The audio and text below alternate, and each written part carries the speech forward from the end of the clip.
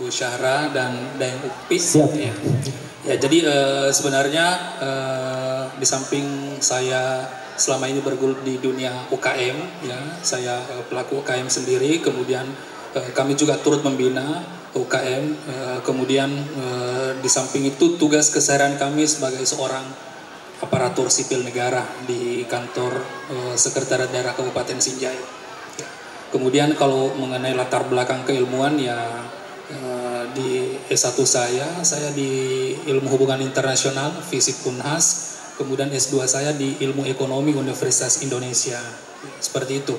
Kemudian dari situlah mungkin timbul ketertarikan saya juga, di samping tugas sebagai aparat pemerintah, saya tertarik dengan masalah UKM sampai terjun langsung ke desa-desa, dan sampai sekarang alhamdulillah masih seperti itu. Wah, menarik sekali ya, dari seorang aparatur sipil negara ternyata bisa menjadi seorang pelaku UKM. Nah, saya mau dengar dulu dong cerita dari Bapak Andi Mandasini Saleh ini. Bagaimana sih seorang Bapak Andi Mandasini Saleh ini melihat kondisi UKM di Sinjai saat ini? Ya, terima kasih. Sebenarnya kalau kita melihat kondisi UKM di Kabupaten Sinjai itu bisa dikatakan sekarang itu lagi seksi-seksinya. Iya, jadi UKM kita itu sekarang lagi booming-boomingnya di Mopi. Kenapa saya bilang begitu? Pertama, pelaku-pelaku UKM yang kita lihat sekarang itu banyak dari generasi milenial, ya, yang masih muda-muda, bukan yang dari orang pensiun terjun ke UKM, tetapi memang dari awal mereka memang sudah mempersiapkan. Seperti yang kita lihat yang digelar oleh BRI ini, ya alhamdulillah BRI selama ini telah memfasilitasi teman-teman UKM untuk bagaimana memasarkan produknya dalam event-event seperti ini. Ya kita lihat itu pelaku-pelaku UKM-nya semua masih muda-muda, dan kemudian dengan beragam produk yang inovatif. Ya, saya salut sama teman-teman UKM karena teman-teman UKM itu seakan berlomba untuk meningkatkan inovasinya, baik inovasi produk, kemasan maupun varian produknya, seperti itu. Ya. Iya, betul sekali. Dan Pak Mandas, ya, Pak Mandas sapaan akrabnya, iya. Sebagai pelaku UKM serta membina UKM lain juga, ya, kira-kira yang mana menjadi potensi unggulan dari beragam UKM yang ada di Kabupaten Sinjai? Ya, Sinjai sekarang sebenarnya potensinya banyak, ya, banyak beragam potensi yang dimiliki Kabupaten Sinjai.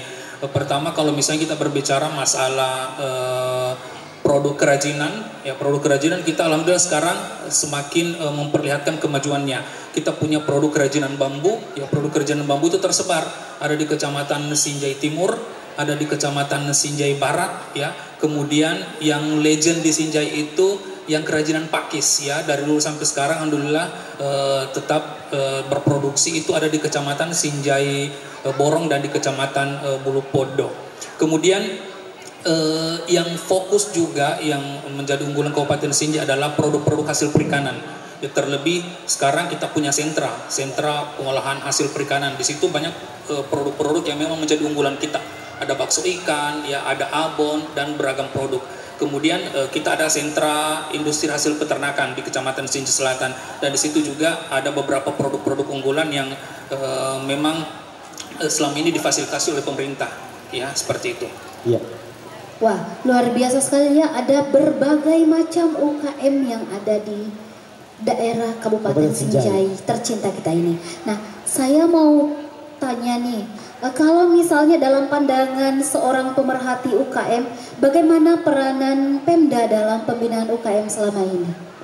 Ya, UKM dan Pemda sekarang adalah suatu pola kolaborasi yang bagus. Ya, kenapa saya katakan demikian? Ya, UKM kita itu sampai sekarang itu terus mendapatkan pembinaan. Ya, pembinaannya beragam.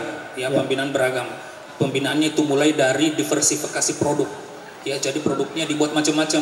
Jadi misalnya kalau produk olahan perikanan, ya bukan hanya sekedar bakso ikan, ya ada abon ikan, ada siomay dan sebagainya.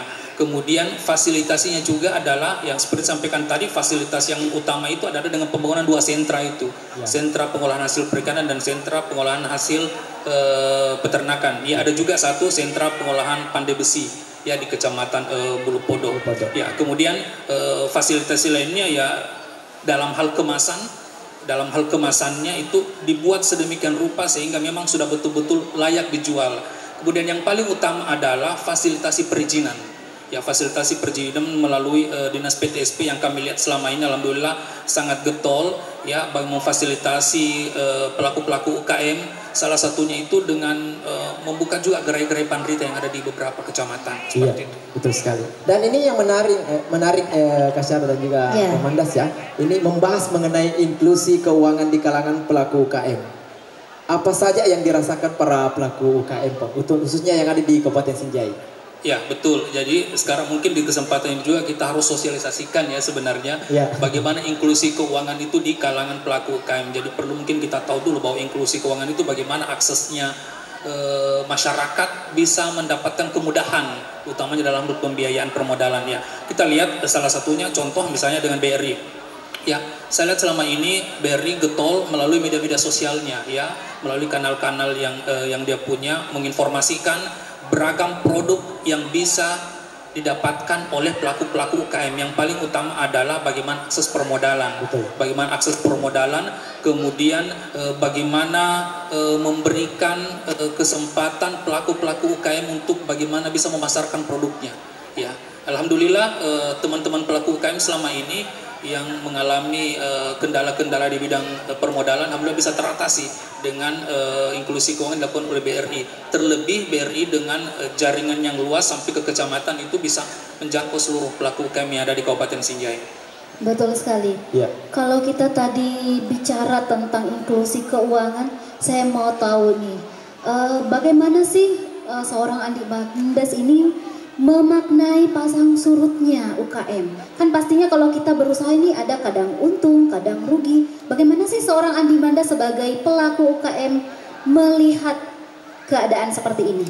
Ya, namanya berbisnis pasti memang ada pasang surutnya, kadang naik, kadang turun. Yang paling nyata di depan kita sebenarnya kemarin itu adalah pada saat pandemi COVID. Ya, di situ sebenarnya pelaku-pelaku UKM boleh dikatakan sudah hampir tenggelam ya seperti itu. Tapi alhamdulillah asosiasi UKM di Kabupaten Sinjai itu juga berjalan dengan baik ya. Teman-teman berkumpul berdiskusi bagaimana menyelamatkan usaha yang ada. Ya, ada beragam strategi yang kemarin sempat kita diskusikan dengan beberapa pelaku UKM bagaimana menghadapi kendala pasang surut. Ya, tentunya yang pertama adalah bagaimana diversifikasi produk. Ya, diversifikasi produk, kemudian bagaimana melihat potensi dengan tren yang ada sekarang. Itu yang perlu dilakukan. Jangan sampai misalnya trennya sudah berubah, kita masih dengan produk-produk yang lama. Seperti itu. Masih ada pertanyaan? Ada. Mungkin yang terakhir ini Pemandas ya. Sekarang kita ini berada di era digitalisasi. Semua serba elektronik, serba HP lah bahasa umumnya, bahasa Sinjai. Nah, ini yang ingin saya tanyakan ya, dan masyarakat juga pasti ingin menanyakan ini. Ini menghadapi era digitalisasi, Pak Mandas. Bagaimana pelaku UKM ini menghadapi era tersebut? Ya, digitalisasi sebenarnya tidak bisa kita hindari kalau kita mau maju. Ya, kalau kita mau maju, kecuali kalau memang kita tidak mau maju ya begitu-begitu saja. Ya, sekarang teman-teman pelaku UKM sudah sangat sangat paham. Ya, kemudian sudah sangat terbiasa namanya digitalisasi. Ya, perlu mungkin kita pahami bahwa digitalisasi itu ada digitalisasi pemasaran, kemudian ada digitalisasi pembayaran. Ya, kalau digitalisasi pembayaran selama alhamdulillah kita terfasilitasi dengan kemudahan fasilitas yang diberikan oleh perbankan. Ya, di beberapa waktu yang lalu, di tahun lalu, kalau tidak salah ya, di Gebiar UKM ya, Bu Syahra ya, BRI sangat mensupport semua pelaku-pelaku UKM yang yang ikut di Gebiar UKM itu semua difasilitasi dengan QRIS. Semua difasilitasi dengan QRIS. Jadi orang bisa berbelanja dengan mudah, tidak perlu bawa uang di kopi. Sekali. Yang penting bawa ke HP. Kemudian yang penting ada saldonya. Ada saldonya. Ada saldo. Betul sekali. Nah, pertanyaan terakhir mungkin dari saya, karena saya dari tadi penasaran. Bagaimana seorang Andi Mandas, kan tadi pada saat Gebiar UMKM itu kita BRI bekerja sama juga dengan pelaku UMKM kita dan Pemda tentunya dalam pelaksanaan kegiatan tersebut. Saya mau tahu nih, kan selama ini kita menggunakan kris. Apakah kris itu betul-betul memudahkan pelaku UKM untuk bertransaksi ataupun pelanggan ya untuk bertransaksi di UKM tersebut? Ya, QRIS ya atau kris yang memang sekarang saya lagi tren-trennya itu terus terang memang sangat membantu. Saya selaku pelaku UKM sendiri, saya punya UKM juga. Alhamdulillah sudah difasilitasi juga oleh BRI. Sudah ada krisnya. Ada krisnya. Iya, sudah ada krisnya. Iya. Jadi pelanggan yang datang ke tempat kami itu, kalau dia tidak bawa uang tunai, bisa langsung di-scan saja barcode-nya. Oh. Ya, muncullah pembayarannya sekian. Jadi sangat mudah. Ya, aman, jadi konsumen tidak perlu bawa uang, tidak perlu takut dicuri uangnya, karena yang tinggal penting ada pakai aplikasi Brimo ya. Iya, yang paling utama juga ya aplikasi Brimo yang diluncurkan oleh BRI seperti itu. Betul sekali. Mungkin itu Ya, bincang-bincang singkat kita ya dengan Bapak Andi Mandasini Saleh. Terima Ya. kasih atas waktunya. pencerahannya juga Betul ya. sekali, pencerahannya untuk seluruh pemirsa yang ada di rumah maupun seluruh pengunjung yang ada pada malam hari ini. Iya, dan juga pendengar yang masih setia mendengarkan kita di Radio Suara Bersatu FM Sinjai. Betul sekali, kami mengucapkan terima kasih banyak kepada Bapak Andi Mandasini Saleh selaku pelaku UKM dan pemerhati UKM atas kesediaan waktunya untuk hadir di talk show kita pada malam hari ini. Terima kasih, sampai ketemu lagi di talk show berikutnya. Iya. Sukses selalu untuk Maraja Buti. Iya, dan sehat selalu buat Pemandas ya. Baik, terima kasih telah tadi kita bincang-bincang kita dengan Bapak Andi Mandasini.